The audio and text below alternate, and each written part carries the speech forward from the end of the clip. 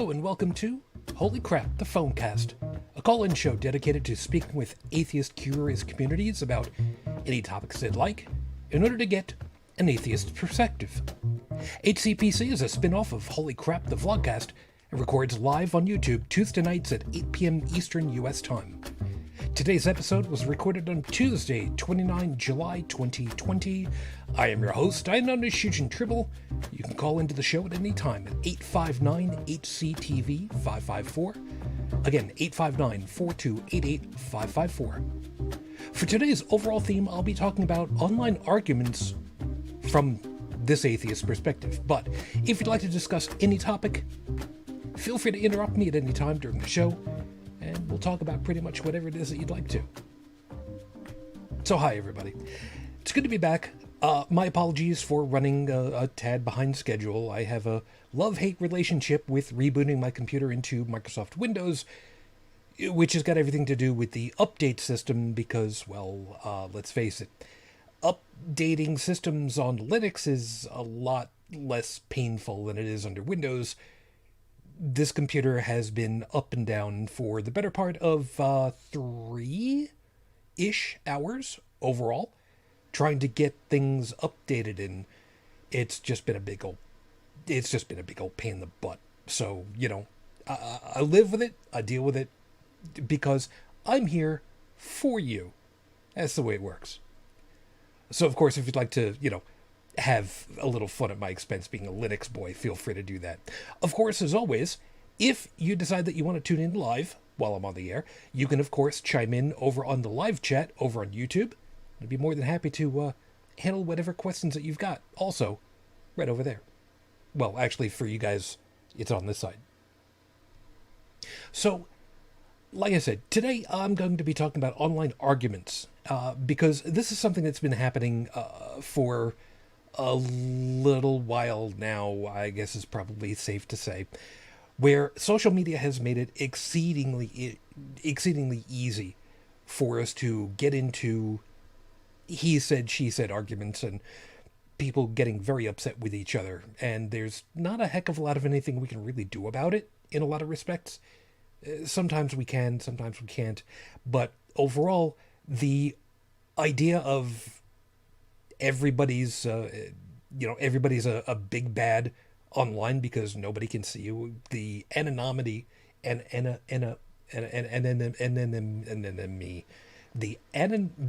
anonymity. Damn.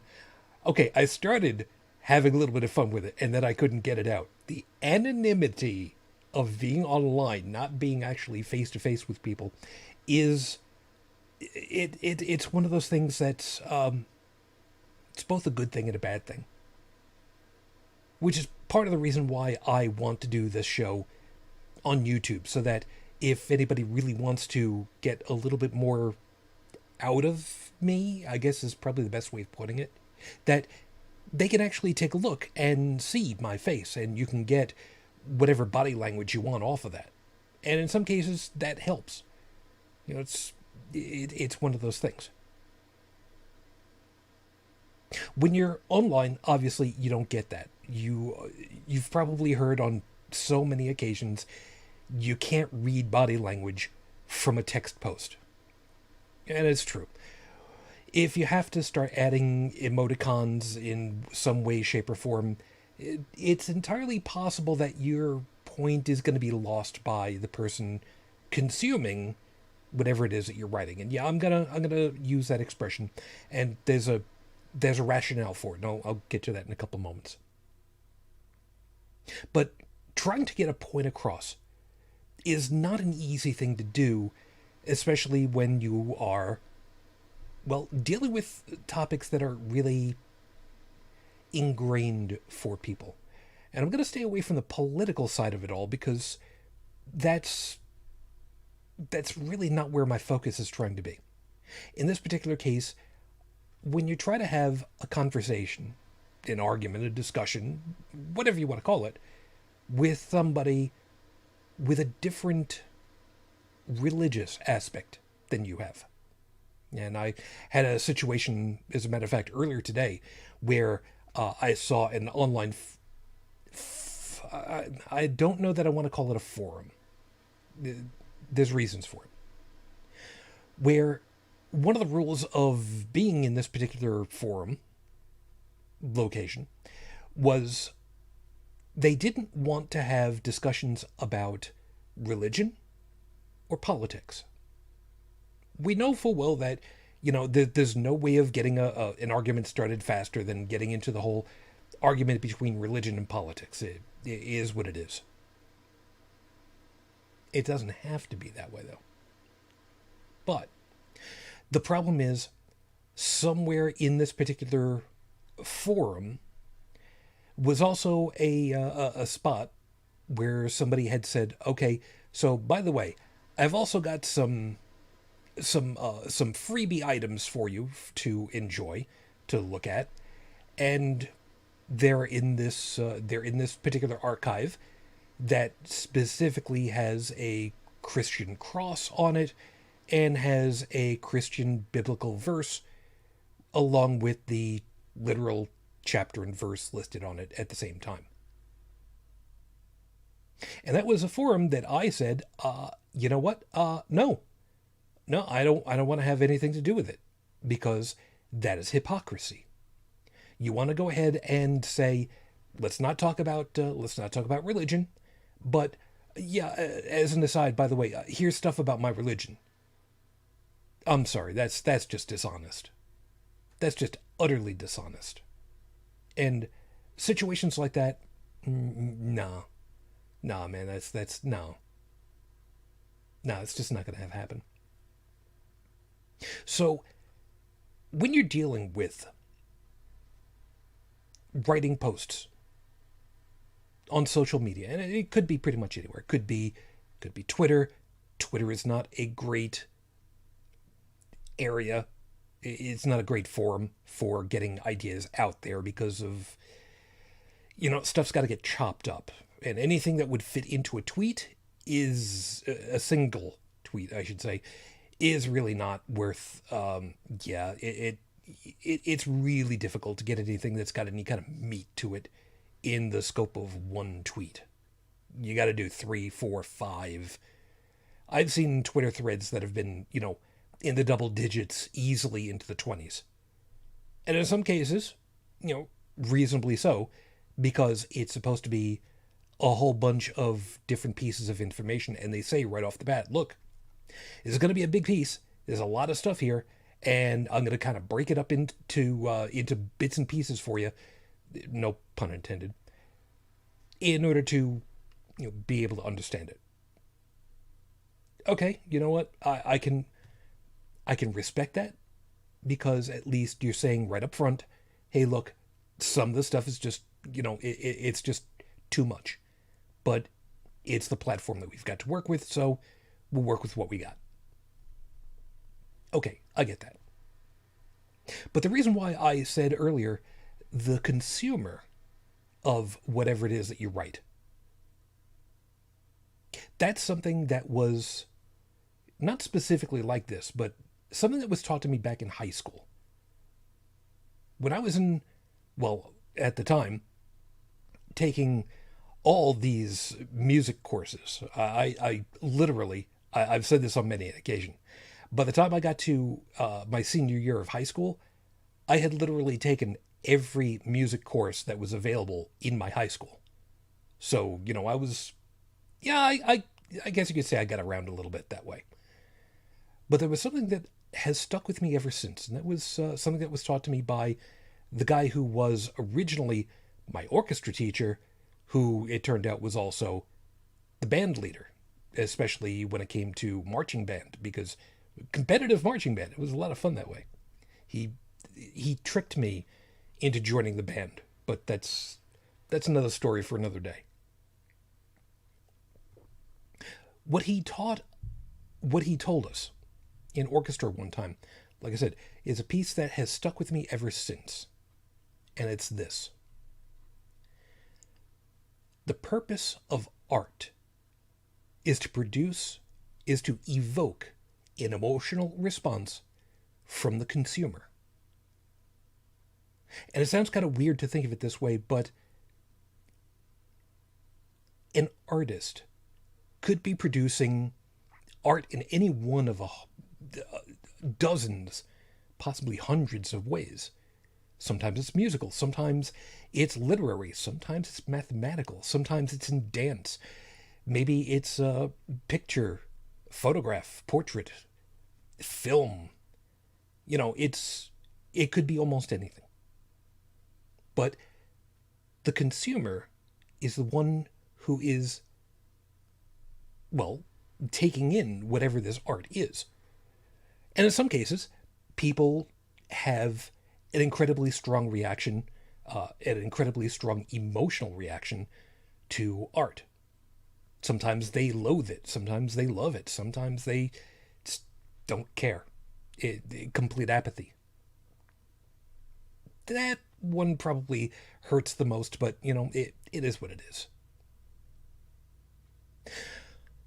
But music, especially, is one of those things that we in the West, follow me on this a second, we in the West, we have certain expectations of what we find pleasant and dissonant, what things make us feel that they are gentle, soft, like a waterfall, and other things that make us think of a perfect example because it's summer, a shark attack.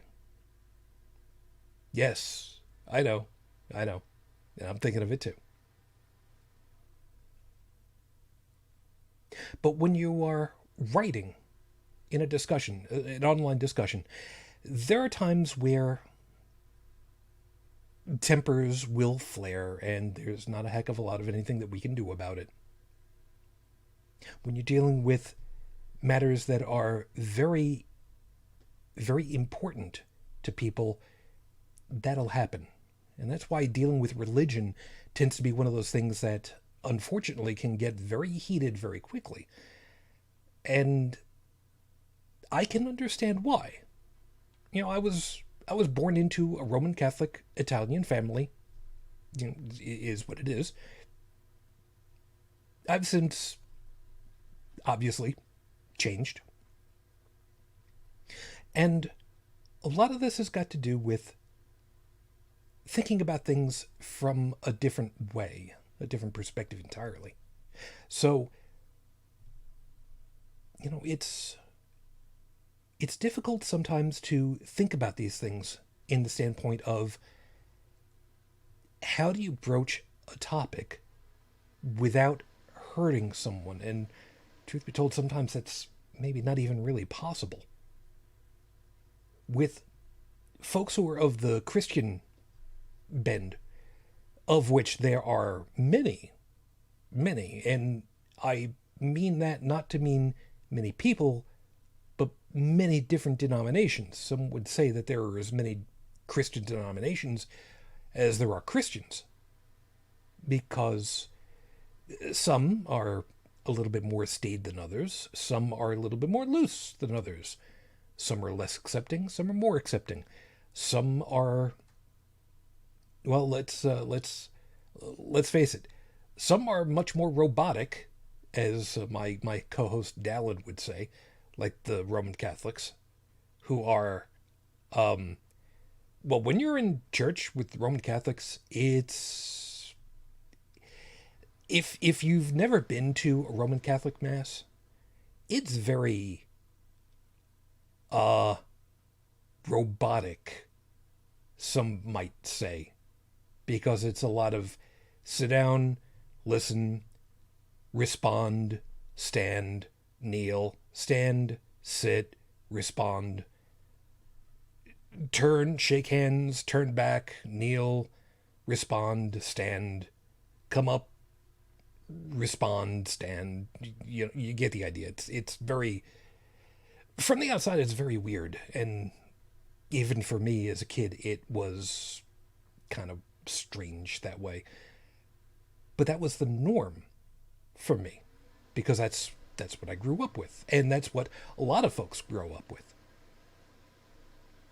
So when you deal with whatever it is, and you're told that that's normal, it's kind of hard when somebody tells you, hey, this thing that you've always thought was reality, yeah, that's it's not really reality. Matter of fact, it's very, very, very different from reality. So you might want to reconsider all that. Yeah, and that's the problem. Trying to explain gently to people in an online forum when you don't have a voice, when you don't have a face to work off of, it can really be tough because you can't get the nuance very easily. And that's apparently where I start to get into trouble with people because I try, I personally try very hard to be conscious and cognizant of that problem. I know that people aren't face to face with me, even when I'm on a show. Even when there are people who end up talking with me, I'm not actually face to face with them. And currently with the medical crisis going on, obviously that whole face to face thing is a little difficult to do these days. Can't imagine why, but be that as it may. So I try very, very hard to be attentive to what it is that I'm writing. I try to be very, very aware of what I say. And that's one of the things that's been really tough on me for a very long time. When my wife died 15 years ago, a good portion of my mind broke, is the only way that I can really describe it. And it was really, really difficult for me to keep track of stuff in my head. It still is. But one of the things that I tried to hold on to, that I forced myself to hold on to, was my ability to communicate. That was one of the things that I could still do. And that's one of those things that I thought that I could still do well. To be clear, to be concise, to properly explain to people what it is that I'm thinking, what it is that I'm feeling, or what it is that I want to convey to somebody. It's not always easy. The worst part about it is I end up having people who get, oh my God, will you just stop typing? Couldn't you just have summed up this 14 sentences in just one? And I have to try to explain to people, look, no, because if I could have, I would have. But I want you to understand what the point is and all of the surrounding pieces that kind of go along with it to mitigate it, to give you the context, to give how it fits together, why it fits together, why it's important, what pieces I'm trying to explain so that people understand what it is that's inside of my head and giving it to them, to their head. And that's not easy to do. Being able to explain yourself in the moment is tough enough as it is when you can, quickly speak. And there are some people who are really good at that. There are a lot of other people for whom speaking directly face to face is just, nah, I don't want to do that.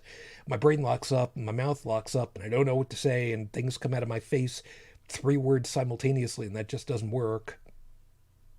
I get that. I totally understand that. Me, however, I thrive on that. I enjoy talking. Hence the reason why I do the stuff that I do. So, is what it is. But when you're talking with folks about what is real and compare that against religion and what is presented in a religion that is directly opposing to displayed, accepted universal reality, you run into problems. You run into problems where people want to not be wrong, and that's kind of tough to deal with. That's one of the things that I really have a hard time trying to deal with, trying to explain to people. Look, I'm not saying that you're wrong, and I've said this line on very many occasions. I'm not trying to tell you that you're wrong, that you're bad, that there's something fundamentally screwed up with you. I'm not trying to tell you that there's something wrong with you. I'm trying to tell you that you were taught wrong. And that's something that I would like for people to understand a little bit better sometimes. It's not always easy. Trying to explain to people, look, I don't blame you for what you were taught. That's tough for some people to actually listen to and to understand. It's difficult for some people to separate themselves from their ideas. For a lot of people, religion is who they are at some level. So that if you say, "Look, the religious thing that you've got over here, yeah, this is wrong. This is really not based in reality." That starts to eat away at somebody's self worth, self importance, self, because for them, those religious teachings were part of their reality, part of who they are, or that's the way they were taught. So when you go ahead and you tell people, look, the story of Adam and Eve, yeah, that doesn't make any kind of sense, and we've got scientific information that demonstrates that there was no singular primordial primeval, I don't remember what word, Adam and Eve. There was no singular human pair that brought everything into existence. It's just no. People start to fidget, get weird about it, and then they start to make the excuses. Well, it wasn't really Adam and Eve. It was an allegory for a story, for a lesson for people to follow. Well, that is interesting because if that's allegorical, if it's a mythological story that's supposed to be some kind of a life lesson somewhere, then doesn't that then mean that the story of Genesis itself is allegorical? Which then kind of puts the whole idea of there being a supernatural being that created the universe out of a word. Doesn't that kind of make that more story than reality? Well, no, you can't think of it that way. Well, why not? You just said it yourself. I mean, Adam and Eve, scientifically, we can sequence DNA now, and we can find out just how far DNA history goes back, and we can figure stuff out. We can figure out that a cheetah in the wild are kind of like all the cheetah that are left in the wild are kind of cousins, sort of. So that's not really great. And we can kind of trace that back to figure out why from other scientific investigations. We can figure out that there were different animal lines that developed because of how far back the DNA split, and we can measure that. We can figure where that is.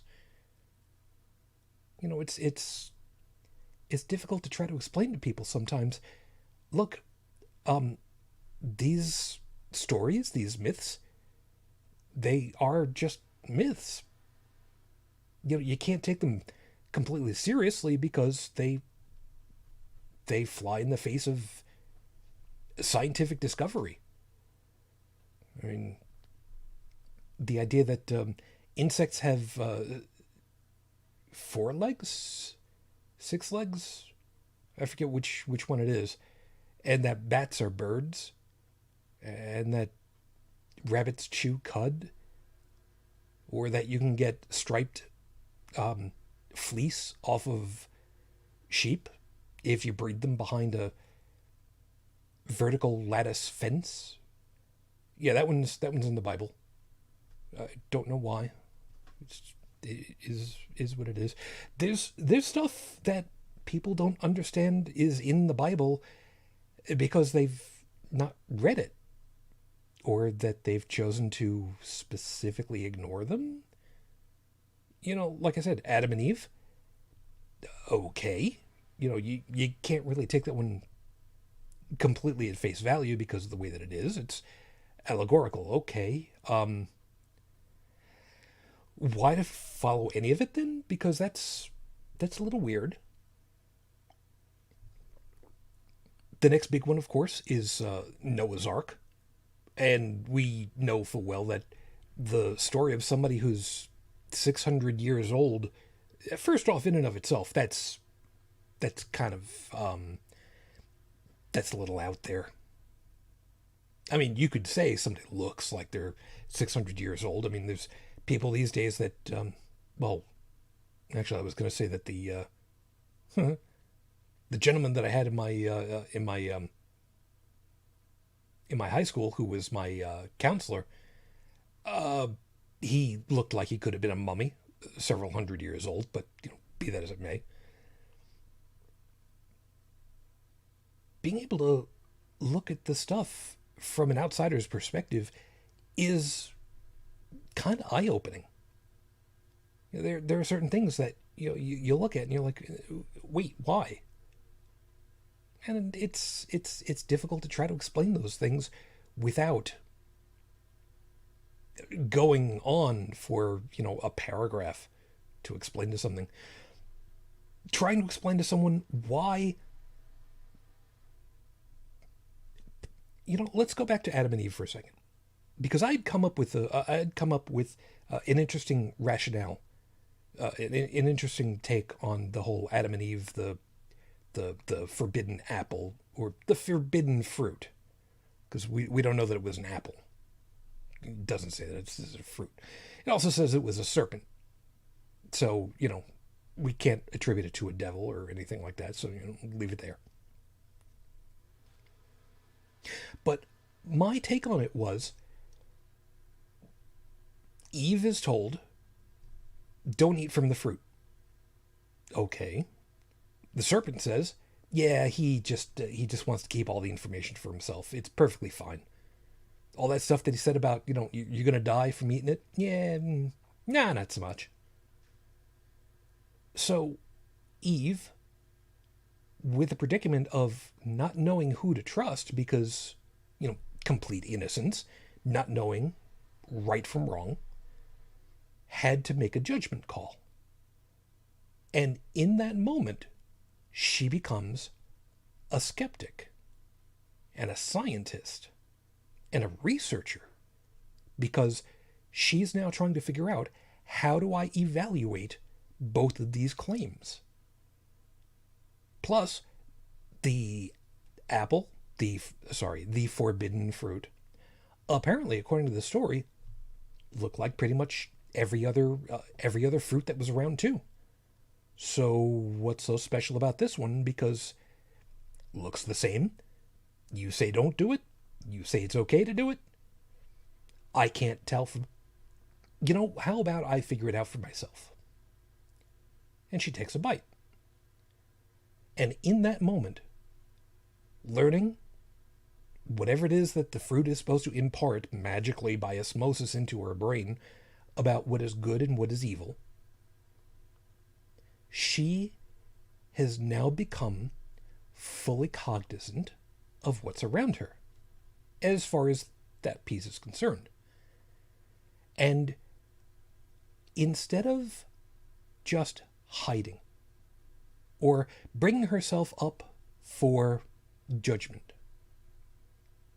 She decides that the best thing that she can do, the only thing that she can do, is to share the same information with the only other sentient being with her, Adam. So in this moment, she's become a moralist. She's become an educator, a teacher. She had to make a moral choice. And for her, the moral choice was, it is a better good to share information than to keep it to myself, even in the face of ultimate retribution. And it turned out that Eve was right. The original part about it was, if you eat from the fruit of the tree of knowledge of good and evil, you will surely die. Well, the implication was, dead on the spot. No, that didn't. No. Apparently they were kicked out of the Garden of Eden, and they were going to die anyway over time, just not right away. So I've brought this matter up to others before and tried to get an idea from them as to how they feel about it and what they think about it, because it's a take that most people just don't use. And for some folks who are religiously minded, they take it in and they think about it. They think about it.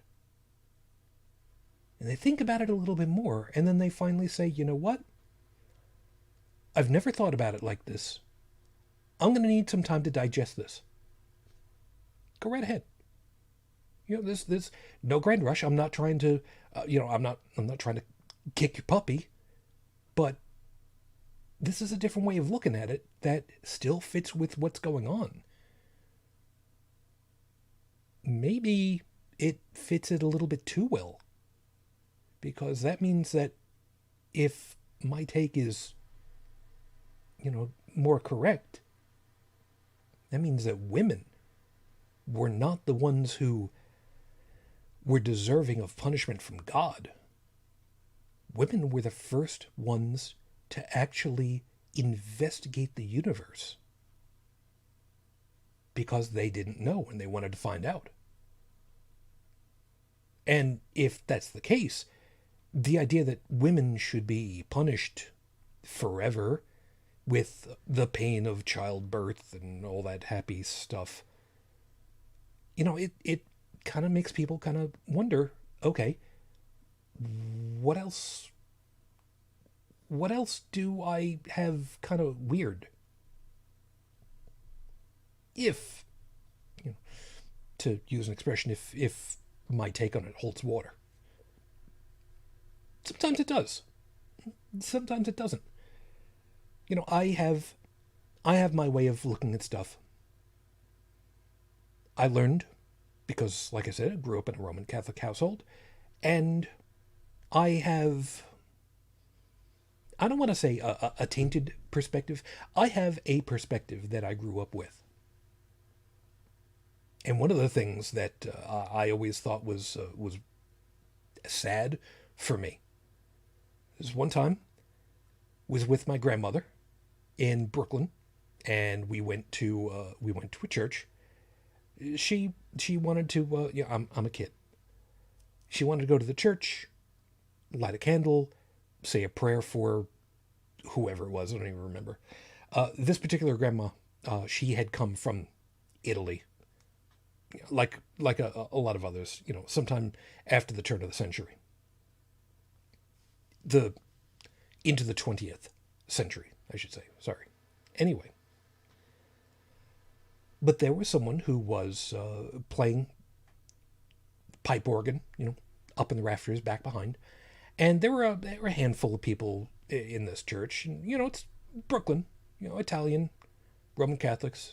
There's always going to be somebody in the church at some point who's sitting there with their beads, doing their prayers and keeping their head down, speaking Latin or whatever it is. And a person was playing very, very, very well to me. I thought it was great. And I, being a kid, being a musically inclined kid, I don't remember how old I was. I clapped. I clapped a couple of times because I thought they were doing really great, and I thought that they should at least get some recognition that it was appreciated. Shh! Don't do that. What's the matter? You don't clap in church. Why? It blew my mind. Admittedly, like I said, I'm a kid at the time, but for me it was like somebody who's doing a piece of art. And I thought it was beautiful to listen to. I thought it was great. And I thought that they should get some kind of recognition for, doing what they're doing, because otherwise they're just doing it into what would otherwise be a seemingly empty hall if nobody else is paying any attention. So I got taught that. I got taught that you don't clap in church. And I've never understood that taboo. Still don't.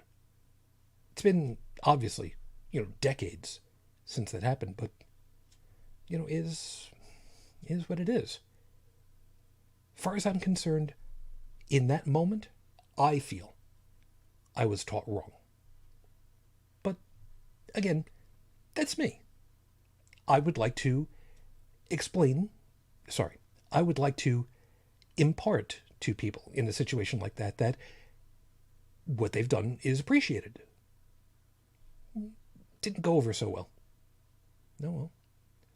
Fortunately, it did not stop me from enjoying music, and I still believe that appreciating someone for art that they put out there just into the ether that is the internet these days, that's something worth doing.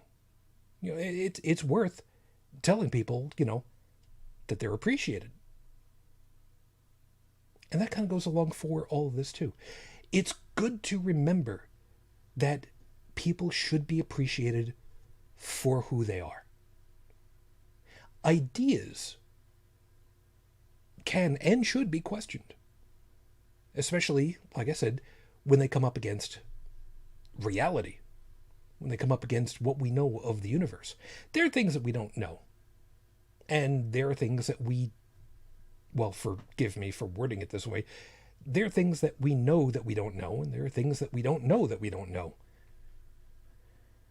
It's complicated, to put it mildly. But at least we try.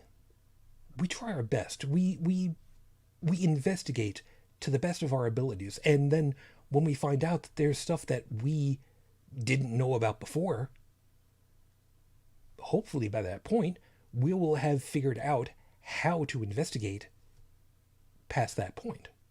And Lord knows, a lot of that stuff has happened. I've talked on several occasions before. Dr. Faraday was asked, this whole electromagnetism thing that deflects a compass when you move a magnet back and forth through these wires. What's so great about that? I don't know. I just found out that it happens. It's up to somebody else to figure out what to do with it. And now look at us. Virtually instant communication around the globe and off of it because of that. Ones and zeros, left and right, north and south. Well, until the point where we get qubits working, but that's, who only knows when that's going to happen. I just know that I don't. It's not my area of expertise, not by a long shot. But people that you interact with, especially when it's a topic that is difficult to separate someone's identity from the belief. Like I said, where religion is concerned, that happens. It's hard to try to explain to people, look, you're a good person. But what I'm telling you is what you're talking about, it doesn't help you be a good person. It's not really worth it. Some people will understand. Some not so much. I unfortunately had somebody who unfriended and blocked me on Facebook earlier this week because of the stuff going on with the protests that have been going on. They didn't like the idea that protests, such as have been going on, are protected First Amendment forms of speech. They also didn't like the idea that people who, well, sports people, walking out on the national anthem and waiting in the locker room until it's over, he didn't like that. And said that people like that should be kicked out of the country, basically.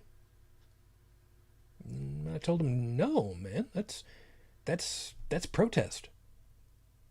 That's taking a stand. That's using your voice. And that's about as American as it gets. I mean, this country was literally founded on the idea of, well, if you don't like what's going on, you raise your voice and you protest it one way or another. They also didn't like the fact that I pointed out when they said that stamping on the flag was disgraceful. They didn't like that I pointed out that Supreme Court's already ruled on that, and that's protected speech. That's valid protest. And anybody that doesn't like it, somebody that says that protesters should not remain in the country. Lord, hold on. United States citizens on United States soil who are protesting should not be allowed to stay in the country. Basically, anybody that holds that position, that very specific position, simply do not understand what they're talking about, and it's a completely indefensible position.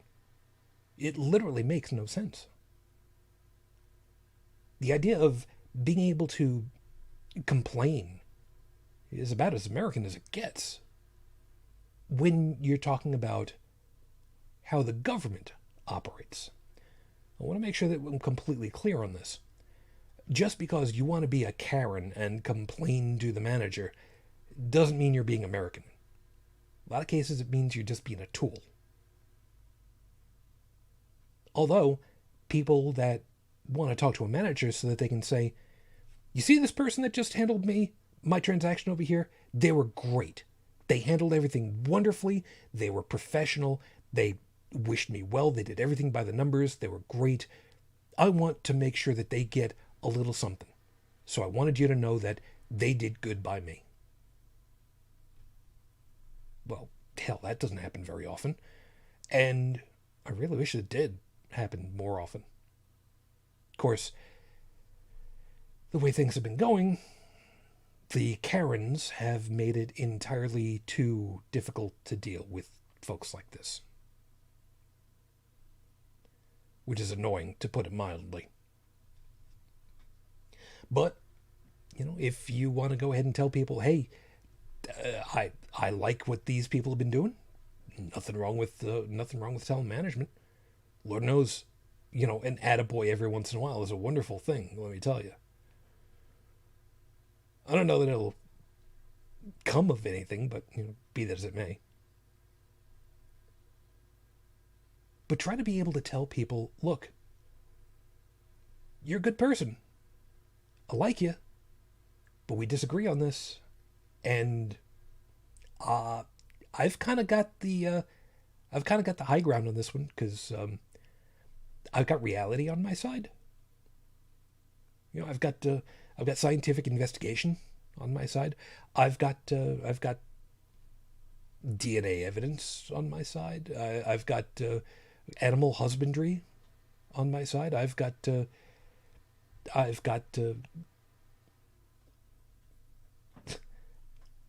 I've got writings from Egypt and from China and from ancient Greece and the Celts for the time in question. I know.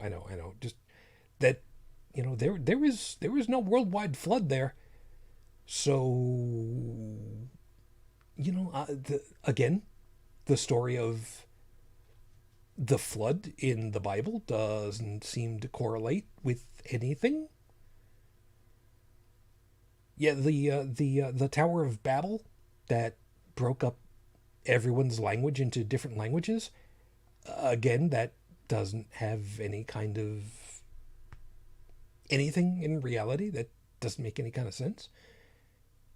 The uh,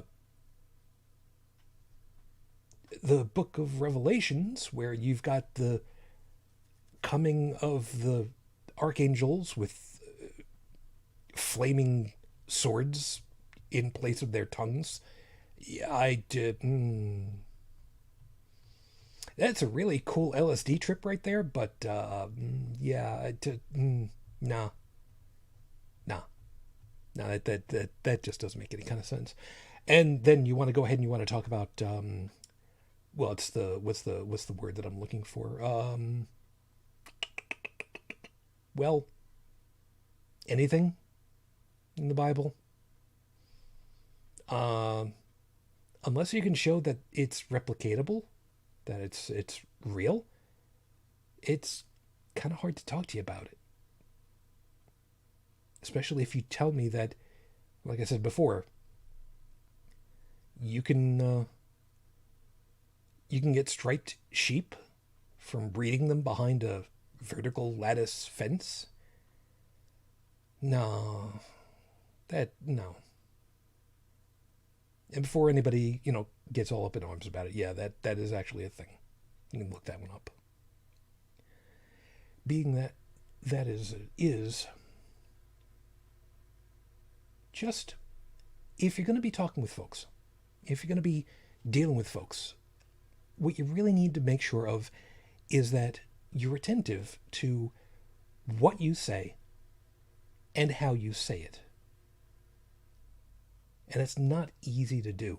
You need to be very attentive to what you're trying to get across to somebody, the meta of what you're doing.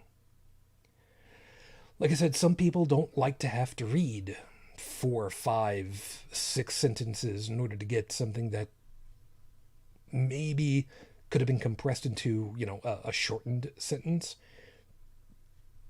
but lose all the nuance. Some people just feel like you're being a complete elitist snob that way, and I hate that personally. I really do. I try, I try very much not to do that to people, but there are times where you don't really have too much of a choice. You know, there are some pieces where you also have to remember you just can't. There's sometimes where you just can't get through. And that's difficult to have to deal with. There are times where just questioning is going to make people upset with you. And for those of you that have to deal with that, I'm sorry. I'll tell you right now, I am sorry. I know several people who have been banished, disfellowed, unfriended, blocked, just because of they decided to question and no longer believe. I'm sorry for that. I'm sorry when that happens. But for what it's worth, if you need somebody to be there for you, come find me. You know, I'll be more than happy to help you. Maybe find a little bit of solace and maybe try to find a better way to contact somebody if contact hasn't been completely lost. But it's entirely possible that that's the only way that it'll end. And I'm sorry. Just know that you will have family of choice, even if you don't have family of blood. I'll be one of those people. So it's that time. I have to go on and out of here. So if you'd like to be part of the show next time, please join me here on YouTube Tuesday evenings, 8 p.m. Eastern Time. HCPC extends a very large thank you to the staff at KTQA 95.3 FM Tacoma for time on their airwaves. Keep up the great work, guys. The show's theme song is Loopster by Kevin MacLeod. It is used with permission from Incompetech.com. On behalf of all of us at HCTV, I wish you all the peace I no longer have. I wish you the strength that I've learned. I wish you well. And of course, for my lady, 15 years on, I am still in love with you. Matane Fujin, I love you. I miss you. Dream of me. Until the next conversation, good night.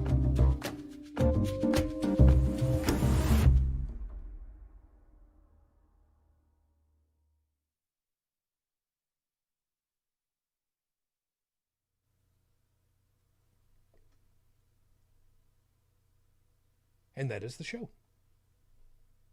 Good night, all.